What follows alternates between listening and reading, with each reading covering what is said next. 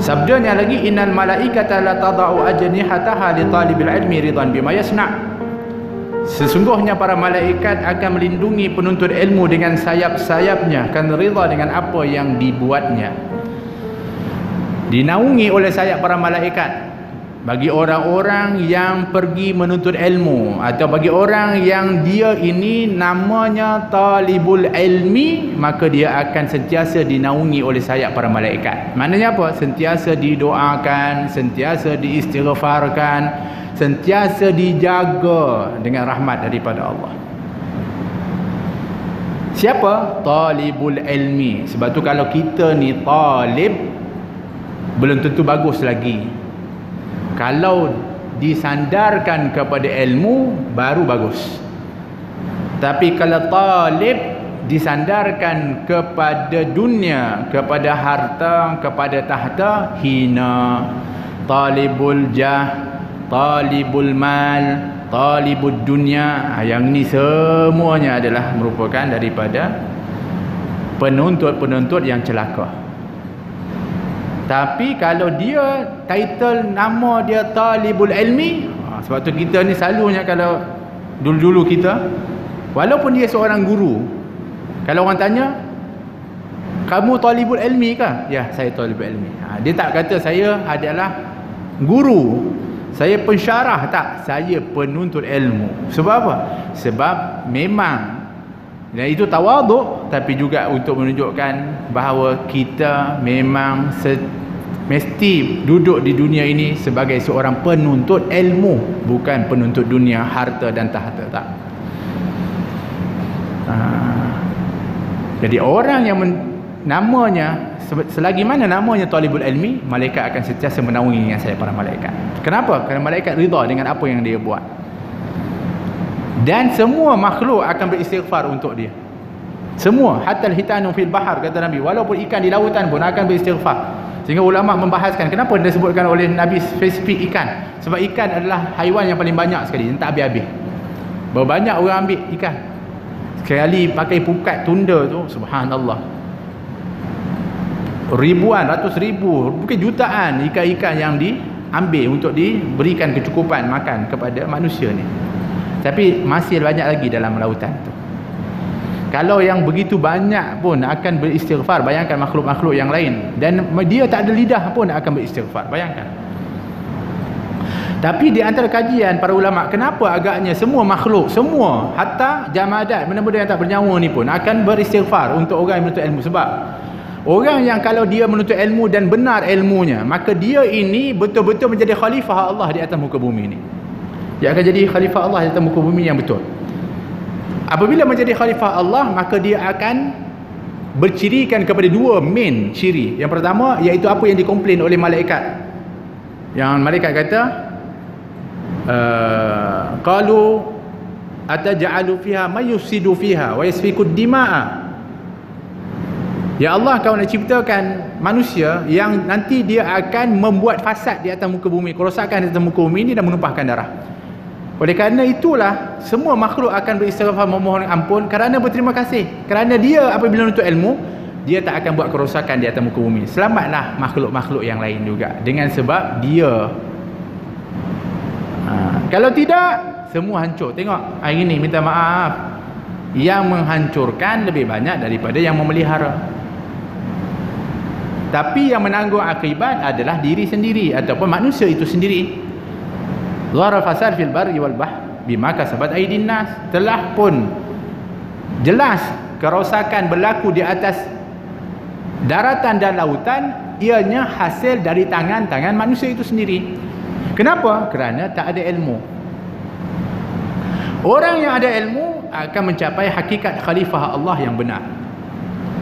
Kalau kita belajar fiqh, dalam Matam Zubat disebutkan, orang yang berwuduk di lautan, di laut atau di sungai, dimakruhkan untuk berlebihan, lebih dari 3 kali atau lebih, berlebih-lebihan dalam berwuduknya. Kita kata, kalau kita ambil air laut, kat laut ni, kita pergi kat laut tu, kita ambil wuduk, banyak pun akan menjejaskan tak air laut tu? Akan mengurangkan tak? Tak akan kurang pun. Tapi kenapa dimakruhkan hukumnya kalau dia berlebih-lebihan dalam berwuduk, kerana dikira dia sudah melanggar prinsip khalifah yang diamanahkan oleh Allah di atas muka bumi ni. Sebab bagi khalifah, dia kena buat baik pada semua, hatta kepada air tu kita berlebihan pun kita sekira sudah pun melakukan kerosakan. Subhanallah, sampai begitu. Sedangkan kita kata tak jejas pun. Kalau dekat laut, kalau dekat sungai yang dia kembali jatuh kat situ pun makruh, apalagi kalau di masjid. Di masjid, ini bukan saya bayar bil lagi teruk. Sepatutnya dekat masjid lagi jimat daripada di rumah. Sebab di sini hak umum, di situ hak kamu yang kamu kena bayar. Tapi ada orang yang kadang-kadang di masjid dia bazir. Sebab apa? Sebab dia tak bayar bil. Yang bayar siapa? Masjid. Yang sepatutnya dia lebih jimat lagi ketika mana di masjid. Apalagi kalau ada yang masjid guna pula pergi basuh kereta, ini tak tahu cerita. Ini haram, minta maaf. Ini haknya Allah Subhanahu Wa Taala untuk digunakan kepada semua. Hakala. Sabdanya lagi, hudurul majlisil ilmi afdal min salati alfi raka'ah wa i'adati alfi marid wa huduri alfi janazah. Menghadirkan diri dalam satu majlis ilmu adalah lebih utama dari bersembahyang 1000 rakaat, menziarahi 1000 pesakit dan menghantar 1000 jenazah. Punya besarnya fadilat hadir majlis ilmu ini, lebih afdal daripada salat 1000 rakaat, dan lebih afdal dari menziarahi 1000 orang sakit, dan lebih afdal daripada menghantar 1000 jenazah. Ziarah orang sakit ni fadilat dia luar biasa. Bahkan dalam hadis kursi Allah mengatakan, maridtu ya bani Adam, maridtu wa anta lam ta'udhi. Wahai anak Adam, aku sakit tapi kamu tak datang jenguk aku, kata Allah. Ini hadis kursi Allah sebut. Maka manusia itu bertanya kepada Allah, ya Rabb, kaifa maridta wa anta rabbul alamin? Ya Allah, bagaimana kamu boleh sakit? Kamu itu adalah Tuhan sekalian alam, mana boleh sakit? Kata Allah, iaitu apabila saudaramu sakit, kamu tak ziarah kepada dia. Kalau kamu ziarah kepada dia, kamu akan dapati aku berada di situ, iaitu rahmat aku berada dengan dia. Fadilat ziarah orang sakit ialah kita menziarahi, seolah-olah menziarahi Allah Subhanahu Wa Taala. Masya Allah. Iaitu di sana akan diberikan oleh Allah rahmat yang besar. Kenapa? Kerana gembirakan hati orang yang kita ziarahi. Tapi hadir majlis ilmu lebih baik 1000 kali daripada ziarah orang sakit. Tapi ingat, hadis ini bukan untuk kita faham ada orang sakit, jiran kita sakit sebelah rumah, atau ibu bapa atau keluarga sakit, kita sibuk menuntut ilmu sampai tak ada masa untuk ziarah kepada mereka. Ini orang yang menuntut ilmu tanpa beramal. Sebab ilmu itu mesti diamalkan. Jadi kalau dia menuntut ilmu, pasti diamalkan. Amal ilmu mengajar kita untuk ziarah kepada orang sakit. Cuma perbandingannya, jangan kata tak nak, selepas ni tak ada orang sakit ziarah, orang meninggal tak nak tak pergi hantar, tak pergi solat jenazah. Kenapa? Saya dah cukup menuntut ilmu. Salah. Kalau menuntut ilmu yang betul, dia mesti beramal dengan ilmu. Maka orang yang berilmu seperti Abu Hurairah dalam Sahihul Bukhari, ketika Abdullah bin Umar melihat Abu Hurairah ni pantang ada orang yang meninggal, pasti dia ada. Bermula daripada waktu ketika mana meninggal, disalatkan, kemudian dihantar mengiringi jenazah dan duduk tunggu sampai selesai dikuburkan. Tak ada orang yang meninggal di Madinah kecuali pasti ada Abu Hurairah. Yang lain kadang-kadang ada, kadang-kadang tak ada. Tengoklah keadaan, kesempatan. Tapi Abu Hurairah pasti ada. Sehingga Abdullah bin Umar tanya kepada Abu Hurairah, ya Abu Hurairah, kenapa aku lihat tak ada orang yang meninggal di kota Madinah ini kecuali kamu pasti akan hadir? Kata Abu Hurairah, kerana aku dengar Nabi mengatakan, siapa yang mana dia solatkan jenazah, maka dia baginya 1 qirat.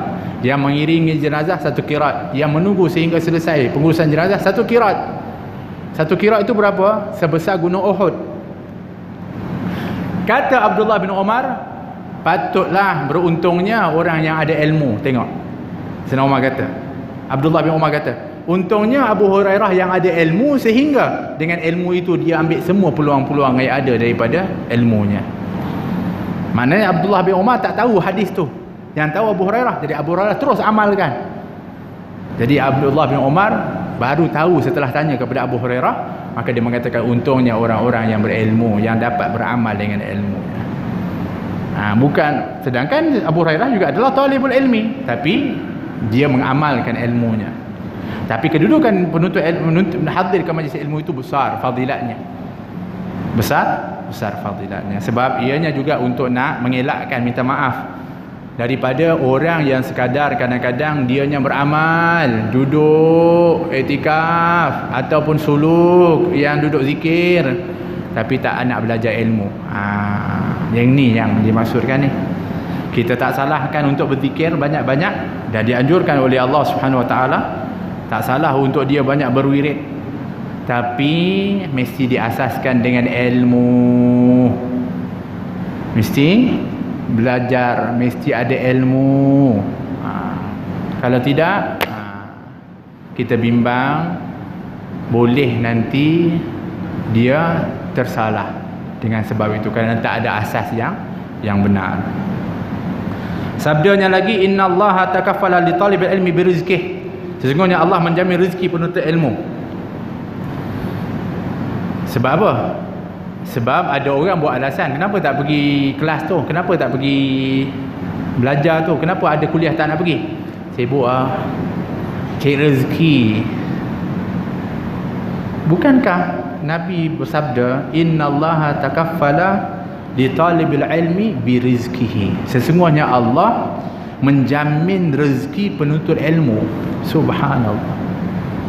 Kamu pergi berniaga, itu belum terjamin lagi. Kamu tahu ke untung ke rugi? Tak tahu. Orang nak beli ke tak nak beli? Tak tahu. Tapi hadirmu ke majlis ilmu ini dijamin oleh Allah rezeki. Sebenarnya kata Imam Haddad, jaminan Allah ini adalah suatu jaminan khas sesudah jaminan yang umum. Maksudnya kita ada jaminan umum dulu. Bila? Ketika umur kita 120 hari dalam perut ibu kita, salah satu dari 4 perkara yang telah ditetapkan oleh Allah kepada kita adalah rezeki.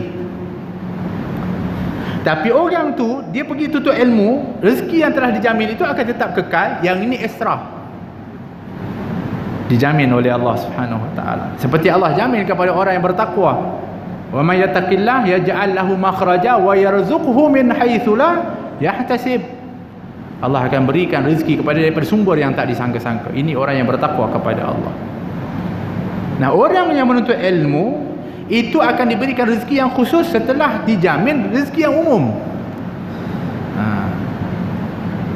Yang biasanya diberikan kepada sekalian makhluknya yang melata di atas muka bumi ini, seperti mana yang telah difirmankan Allah di dalam Al-Quran, wa ma min dabbatin fil ardi illa 'ala Allahi rizquha. Tiada binatang yang melata di atas muka bumi ini melainkan Allah menjamin rezekinya. Semua kita sudah terjamin rezekinya. Tapi kalau ada orang yang salah faham, dia buatlah. Dia buat apa? Dia tak kerja, dia tak ikhtiar, dia tak usaha. Dia tunggu je. Tapi memang kalau Allah jamin rezeki, akan sampai kepada dia rezeki.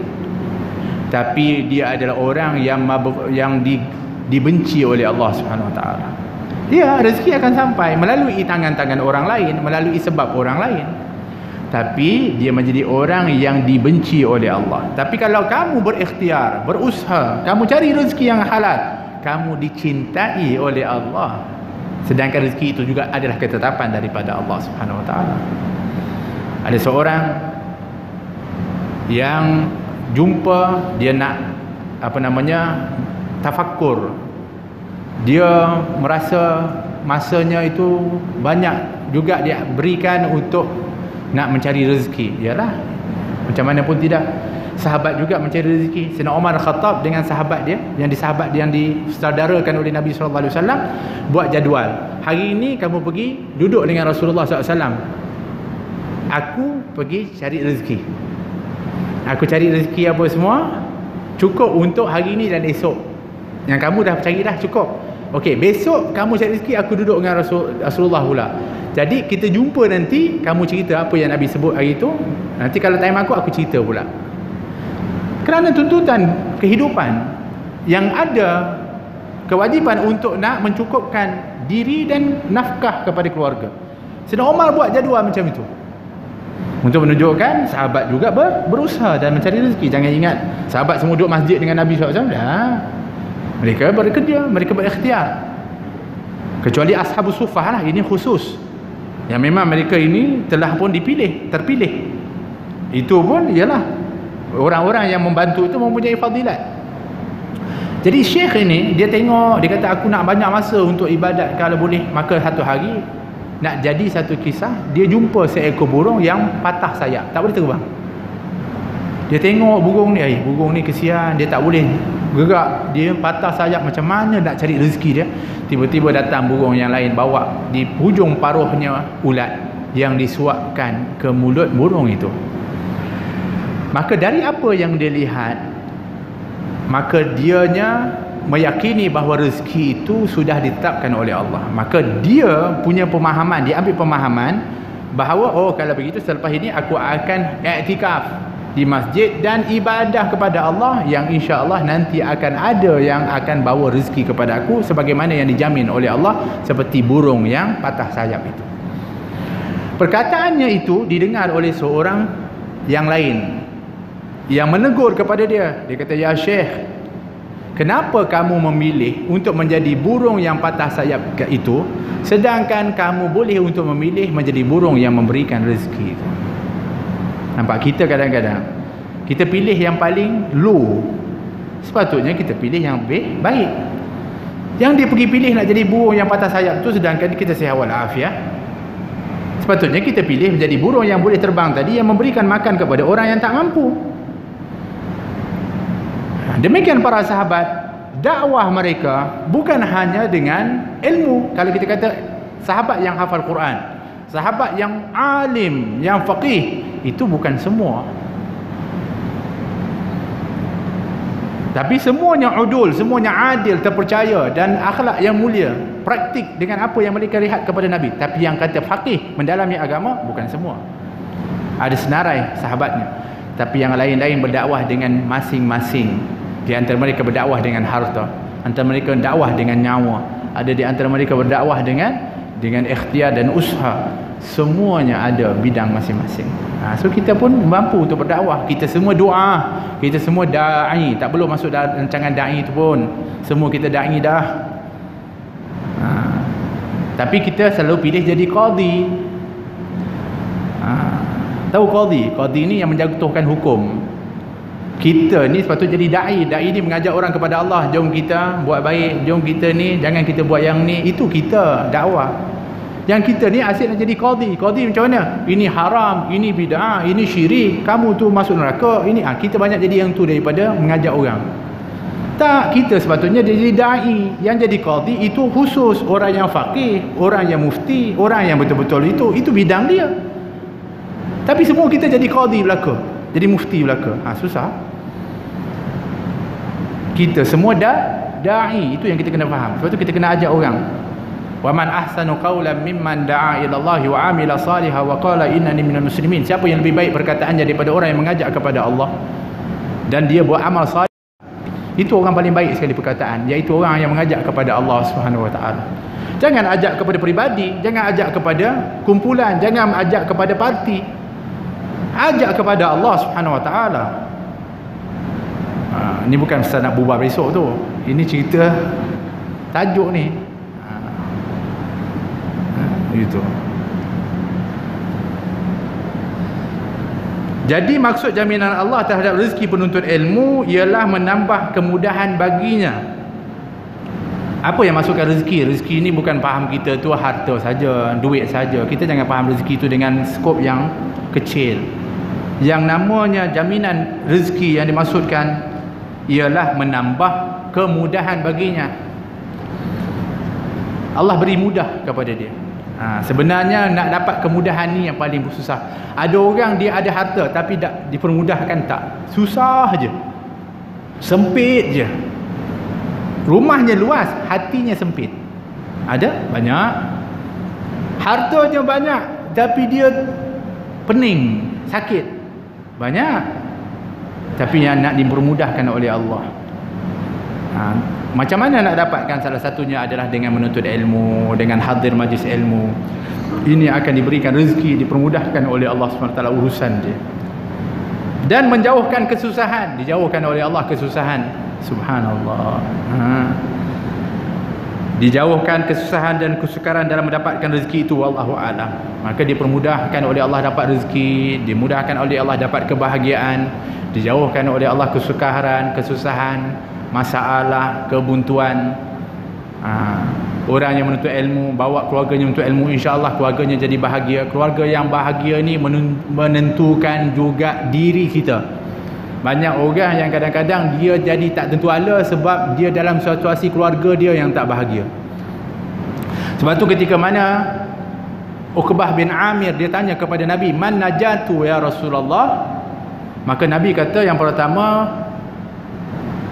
"Amsik alaika lisanak." Pertama sekali kalau kamu nak selamat, nak berjaya, amsik alaika lisanak. Pegang oleh kamu lisanmu. Ni maknanya jaga lisan. Kalau kamu tak jaga lisan, memang kamu tidak akan selamat, kamu tidak akan bahagia. Ini dulu. Yang kedua, wal yasa'ka baitaka. Dan wal yasa'ka baituka, dan lapangkanlah oleh kamu rumah kamu. Macam mana masuk lapang rumah ni? Bukan maksudnya suruh beli rumah besar. Bukan maknanya suruh untuk kita keluarkan semua perabot untuk lapangkan kita punya ruang tamu. Kalau ikutkan rumah besar itu bahagia, sudah tentulah yang paling tak bahagia Nabi. Sebab rumah Nabi adalah rumah yang sempit. Nabi punya bilik tu kalau Nabi solat, kalau sekiranya Nabi solat, Sayyidina Aisyah ada dalam tu sedang baring, Sayyidina Aisyah kena kecilkan badan dia supaya Nabi boleh sujud. Sampai begitu sempitnya biliknya baginda Rasulullah SAW. Tapi tak ada satu keluarga dan rumah tangga yang lebih bahagia dari rumah tangga baginda Rasulullah SAW. Sebab itu bukan ukuran luas, banyak harta dan sebagainya. Tapi wal yasa'ka baituka, iaitu kamu masuk rumah rasa lapang. Masuk rumah je. Tapi orang sekarang ni banyak masuk rumah je. Masuk rumah je, aduh sakit. Masuk rumah je, aduh. Jadi apa? Sempit. Tengok apa? Tengok perangai orang yang kat dalam rumah tu. Tengok anak serabut, tengok keluarga tak kena. Jadi tak lapang, jadi tak bahagia. Sepatutnya baiti jannati, rumahku syurgaku. Tapi masuk rumah macam, minta maaf, macam neraka. Na'udzubillah min dzalik. Sebab apa? Sebab salah sendiri, tak didik, tak tarbiyah. Menganggap apa yang kita bagi dari harta itu akan membawa kebahagiaan, kelapangan. Tak. Salah ukuran kita. Kata Sayyidina Aisyah radhiyallahu anha mengatakan, "Ma syabi'a ali Muhammad bi khubus asy-sya'ir syahrain yaumain mutatabi'ain hatta qubit." Tidak pernah keluarga Nabi Muhammad, bukan Nabi Muhammad saja, keluarga Nabi Muhammad, isteri dia, anak dia, cucu dia, daripada makan roti yang kasar, daripada bahan gandum yang murah 2 hari berturut-turut. Maknanya kalau satu hari itu agak kenyang, besoknya tak lapar dah. Itulah kehidupan rumah tangga Nabi SAW sehingga Nabi wafat. Tapi kalau ditanya kepada isteri Nabi, bahagia tak hidup dengan Nabi? Tak ada kebahagiaan yang lebih berbanding daripada kehidupan rumah tangga baginda Rasulullah SAW. Sebab Nabi nak didik keluarga dia. Kebahagiaan itu bukan dengan material, bukan dengan materialistik, bukan. Tapi adalah dengan iman, dengan takwa, dengan amal saleh. Ini yang sumber kebahagiaan. Tapi hari ini kita difitnah dengan nak kebahagiaan itu dan beri kebahagiaan itu kepada keluarga kita dengan material, dengan harta, dengan kemewahan, dengan apa saja yang dia nak, sehingga akhirnya tak ada material, tak ada kecantikan, tak ada keindahan, tak ada sayang, tak ada kasih. Banyak berlaku tu. Yang tu ya banyak bercerai. Kalau ada masalah sikit, yalah, siapa yang akan kaya selama-lamanya? Siapa yang akan senang selama-lamanya? Ada turun naiknya. Time naik sayang, time turun tak sayang. Sebab apa? Sebab dididik seperti itu dalam rumah tangga. Betulkan diri kita di dalam pendidikan. Ini yang perlu untuk kita berhati-hati betul ketika mana kita mendidik. Wal yasaka baituka, hendaklah kamu lapangkan rumahmu, iaitu kamu didik keluargamu, tarbiyah dia, lapangkan dia dengan ibadah, dengan zikir, dengan Al-Quran. Lapangkan keluargamu itu dengan amal saleh, akhlak, sehingga kamu balik lapang dadamu. Daripada kesempitan di luar rumah yang macam-macam masalah yang ada, masuk rumah kamu lapang. Ini tak, kalau luar ada serabut, masuk rumah lebih serabut lagi, sempit, kesian. Betulkan. Dalam sebuah hadis yang panjang lebar di mana Nabi SAW membicarakan tentang keutamaan ilmu pengetahuan, akhirnya baginda berkata, ilmu itu dikurniakan kepada orang-orang yang bahagia dan dijauhkan dari orang-orang yang celaka. Bermakna, tuan-tuan, puan-puan, mudah-mudahan kita dapat hadir majlis ilmu, kita dapat ilmu pada malam ini, itu tanda kebahagiaan yang dikurniakan oleh Allah. Dan mudah-mudahan kebahagiaan ini adalah merupakan permulaan kebahagiaan yang kita akan dapat pula nanti di akhirat. Kerana orang-orang yang dah dapatkan kebahagiaan di akhirat, dia perlu bahagia di dunia di dalam mizan dan timbangan Allah Subhanahu Wa Taala. Jangan bahagia kita, bahagia di sisi Allah Subhanahu Wa Taala. Dan untuk meraih kebahagiaan itu di dunia, hadirlah di dalam majlis ilmu, belajarlah ilmu, tuntutlah ilmu. Sebab itu dikatakan ad-dunya mal'unah mal'unun ma fiha. Dunia ini terlaknat dan terlaknat semua isinya illa zikrullah wa ma walah wa aliman aw muta'alliman. Kecuali yang berkaitan yang ada nilai zikir kepada Allah Subhanahu Wa Taala dan seumpamanya. Apa saja yang kalau sekiranya kita ni buat dekat dunia ini ada nilai zikir, ingat kita kepada Allah, maka kita terkeluar dari laknat Allah. Atau orang yang berilmu, dia automatik keluar dari laknat dunia. Atau orang yang menuntut ilmu, automatik keluar dari laknat dunia. Yang lain semua terlaknat bersama dengan laknat dunia ini. Oleh kerana itu, ilmu ini diberikan oleh Allah kepada orang yang bahagia saja, dan dijauhkan oleh Allah daripada orang-orang yang celaka. Ini adalah merupakan daripada kurnia Allah Subhanahu Wa Taala. Tiada suatu benda pun yang terhimpun padanya semua jenis kebaikan seperti yang terhimpun dalam kebahagiaan. Jadi tak ada benda itu akan bernilai kecuali semua benda itu ada kurnia bahagia daripada Allah. Kita makan, kalau dalam keadaan yang gundah gulana, makanan tu pun jadi tak berapa sedap. Kalau kita sakit lagi tak rasa apa-apa. Tapi kalau kita dalam keadaan senang hati, dalam keadaan yang gembira, makanan yang kita makan walaupun sederhana akan dinikmati.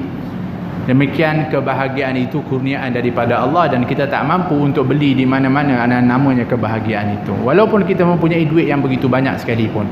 Sebab itu bahagianya orang-orang ahli ibadah tu, dan manis yang dia dapati ketika ditanya kepada Muhammad ibn Wasi', macam manakah rasanya kebahagiaan kamu wahai para ahli ilmu dan ibadah, ketika kamu ibadah dapat rasa keseronokan, keasyikan dan kemanisan tu? Dia kata sama seperti orang-orang yang lalai, yang asyik di dalam kelalaiannya. Orang yang memang dia seronok buat benda-benda yang lara ni, yalah, kalau orang yang suka dengan muzik, dengan lagu-lagu yang bukan-bukan, tengok dia punya asyik dia tu, sehingga dia rasa puas. Orang yang dapat kemanisan ibadah lebih dahsyat daripada itu lagi. Perbandingan supaya kita faham penilaian itu. Orang yang asyik duduk tengok filem, boleh habis 2 jam, 3 jam, 4 jam tanpa rasa bosan dan penat. Demikianlah seronoknya orang duduk dalam majlis ilmu ini, walaupun lama tapi dia dapat rasa seronok betul ketika mana dia hadir di dalam majlis yang indah ni. Rasa indah ke tak indah ni? Kita tengok jam dah. Saya rasa ni perjumpaan kita yang terakhir sebelum Ramadan lah. Saya bukan sebab apa, sebab pada tarikh yang saya nak datang kemudian tu rasanya kritikal lah agaknya. Waktu tu waktu Pilihan Raya. Kalau saya datang agaknya tuan-tuan pun sibuk, perempuan pun adalah. Bukan saya kata kita tak ada majlis ilmu, tapi perjalanannya itu, saya nak datang ke sini kemudian nak balik, ya, tuan-tuan pun macam-macam lah. Jadi saya rasa eloklah kalau ditangguhkan pada bulan depan tu. Tak tahulah, saya bincang juga insya-Allah. Saya rasa yang tu yang lebih baik, sebab tarikh itu kebetulan saya bukanlah pandai ramalan, tapi saya rasa yang itu tak lagi lah insya-Allah, pada tarikh yang tu. Maknanya besoknya, macam malam ni dan esoknya. Jadi kalau macam tu saya rasa akan memberi kesan lah kepada kita. Tapi sebetulnya kita kata kalaupun kita berada dalam situasi itu, jangan kita tinggalkan daripada fadilat-fadilat untuk kita, dan ilmu yang kita dapat kita amalkan. Di antaranya adalah jaga lisan. Kita nak dalam suasana yang begini kita amalkan. Kita ada hak masing-masing. Semua kita boleh untuk mengundi, kita boleh untuk memilih, silakan. Tapi hak anggota badan kita juga perlu dijaga. Hak lisan kita untuk kita bercakap benar, hak pandangan mata kita, telinga yang kita dengar, tangan yang kita diberikan kaki, semua ada hak. Jangan kita kerana nak sokongan atau nak pengaruh, maka kita salah guna. Walaupun benda itu benda yang baik, maknanya ada kata-kata ni lebih baik dan sebagainya, tapi apabila kita gunakan dengan cara yang salah, tetap juga akan mendatangkan dosa dan juga keburukan diri kita di sisi Allah SWT. So kita kena jaga betul-betul. Ini yang kita kena faham. Begitu pula tiada suatu benda yang terhimpun padanya semua jenis kejelekan seperti yang terhimpun dalam kecelakaan.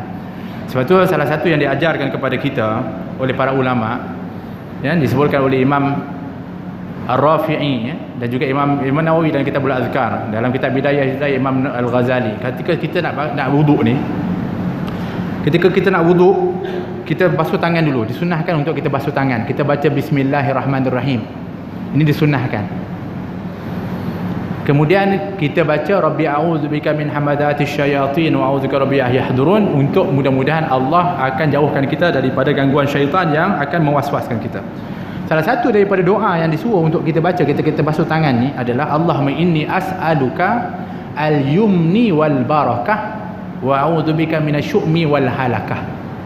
Ya Allah, aku mohon kepada kamu, kami mohon kepadamu ya Allah, aku mohon kepadamu ya Allah, al-yumni wal barakah. Al-yumni maknanya yang bertuah, kebertuahan dan keberkatan. Ya Allah, ni tangan ni yang menentukan bertuahkah tangan ni ataupun tak. Ya Allah, ketika ni simbolik lah, simbolik kita basuh tangan ni, kita ingat mudah-mudahan tangan ini Allah jadikan tangan yang bertuah, dan daripada tangan ini keluarnya tindakan-tindakan. Dia paling banyak bertindak tangan ni. So jadikan tangan ni bertuah ya Allah dan barakah.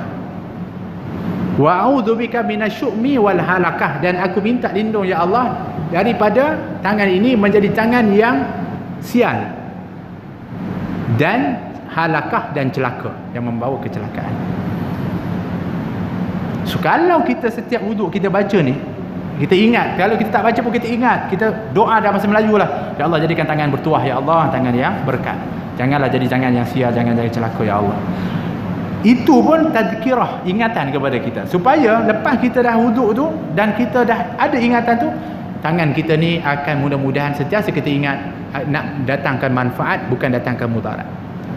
Apa yang kita nak bertindak, semua nak beri manfaat. Sebab kita doa Allah supaya tangan kita atau tindakan kita ni semuanya adalah yang bertuah dan juga yang berkat, dijauhkan daripada kesialan dan juga dari kecelakaan. Kerana tak ada yang terhimpun, segala kejelitan itu berbanding daripada yang terhimpun di dalam yang dinamakan daripada atau kecelakaan. Kalau sudah menjadi orang-orang yang syaqi itu orang yang celaka, maka terhimpun segala keburukan di dalamnya. Tapi kalau orang itu dipanggil sa'id, orang yang bahagia, maka terhimpun segala kebaikan dalam dia. Sebab tu ketika mana kita duduk dalam majlis ni, salah satu yang akan Allah sebut kepada orang yang hadir di dalam majlis ni, walaupun pada dasarnya dia tak nak hadir dalam majlis ni, cuma dia tiba-tiba je duduk dalam majlis tu kerana ada keperluan dengan orang yang ada dalam majlis, sambil-sambil tu dia tunggu, dia pun duduklah sama-sama. Allah kata dia pun aku ampunkan, humul qaum la yashqa jalisuhum, la yashqa bihim jalisuhum. Mereka itu kaum, kumpulan yang la yashqa, dan tidak akan celaka orang-orang yang duduk bersama dengan mereka. Bermakna orang yang duduk, kalau orang yang niat memang datang menuntut ilmu, datang memang ikhlas, jelaslah memang dia ni orang yang bahagia. Ini orang tumpang ya, duduk jelas sekejap, pun dia akan dijauhkan dari kecelakaan itu oleh Allah SWT, dan diberikan keampunan oleh Allah. Subhanallah. Itu fadilatnya untuk kita hadir di dalam majlis dan juga menuntut ilmu. Kini anda maklum dari segala yang dibicarakan sebelum ini, bahawa seorang yang jahil itu tidak akan memperolehi apa-apa alasan pun di hadapan Allah, kerana tiada menuntut ilmu, sebagaimana seorang alim tiada mempunyai suatu alasan pun untuk meninggalkan amalan dengan ilmunya. Jadi semua kita wajib untuk ilmu. Kalau nanti Allah tanya kenapa kamu tak buat begini, kenapa kamu tak buat kewajipan ini, kenapa kamu buat maksiat, kita tak boleh cakap saya tak tahu. Kenapa? Kerana kita sudah ada peluang-peluang dan juga tempat-tempat, kesempatan-kesempatan yang diberikan oleh Allah SWT untuk menuntut ilmu, tapi kita tak mahu untuk menuntutnya, maka kita tak akan ada alasan itu di hadapan Allah. Sama dengan orang yang berilmu, yang apabila dikatakan kenapa kamu tak amalkan sedangkan kamu tahu, dia tak boleh nak cakap apa dah. Dia tak boleh kata saya tak ada masa ya Allah, saya tak. Kamu ada ilmu, kamu wajib untuk amalkan. Jadi hadirin hadirat, mudah-mudahan Allah Subhanahu Wa Taala berikan kepada kita ilmu yang bermanfaat dan sentiasa dipilih oleh Allah akan kita ini untuk sentiasa duduk dan hadir di dalam majlis-majlis ilmu, dan mudah-mudahan Allah Subhanahu Wa Taala menggolongkan kita di kalangan hamba-hamba yang berilmu dan yang beramal dengan ilmunya, dan bersamakan kita dengan orang-orang salihin. Ya Rabbal Alamin, pandanglah kami ya Allah dengan pandangan rahmat-Mu ya Allah. Jadikanlah kami dan pilihlah kami dan keluarga kami ya Allah di kalangan hamba-hamba-Mu yang bahagia, yang Kau berikan kebahagiaan ya Allah. Jauhkan kami dan keluarga kami daripada golongan orang-orang yang Kau celakakan ya Rabbal Alamin. Ya Allah, ampunilah kami ya Allah, ampuni dosa kedua orang tua kami ya Allah. Ya ampunilah dosa pasangan kami ya Allah, anak-anak zuriat kami ya Allah, dan orang-orang kaum mukminin mukminat, muslimin muslimat ya Rabbal Alamin. Satukanlah hati-hati kami dengan keluarga kami dengan mawaddah warahmah wasakinah ya Rabbal Alamin. Satukanlah hati-hati kami di antara kaum muslimin muslimat di mana saja berada ya Allah, dengan kalimat la ilaha illallah Muhammadur Rasulullah sallallahu alaihi wasallam ya Rabbal Alamin. Jadikanlah sentiasa kasih mengasihi di antara satu dengan yang lain ya Rabbal Alamin. Ya Allah, berkatilah waktu yang Kau berikan kepada kami ya Allah. Berkatilah umur yang Kau berikan kepada kami ya Allah. Berkatilah harta yang Kau titipkan kepada kami ya Allah. Berikanlah sisa-sisa umur kami ini ya Allah menjadi umur-umur yang Kau penuhkan kami dengan ketaatan kepadamu ya Rabbal Alamin, sehingga akhir umur kami mendapatkan husnul khatimah ya Arhamar Rahimin. Selamatkan kami ketika menjadi ashabul kubur ya Allah. Jauhkanlah kami daripada azab kubur ya Allah. Jadikanlah kubur kami, kubur kedua orang tua kami, pasangan kami, anak-anak kami ya Allah, taman dari taman syurga-Mu ya Rabbal Alamin. Mahsyarkan kami ya Allah bersama Nabi Muhammad di bawah liwaul hamdi yang dipegang oleh beliau ya Allah. Naungi kami ya Allah dengan naungan-Mu, dengan naungan arasy-Mu pada hari yang tiada ada naungan kecuali naungan-Mu ya Rabbal Alamin. Jadikanlah kami layak untuk semua sekali ya Allah minum dari telapak tangan Nabi-Mu Muhammad sallallahu alaihi wasallam dari telaga haudnya ya Rabbal Alamin, yang kalau kami minum kami tak akan dahaga selama-lamanya ya Rabbal Alamin.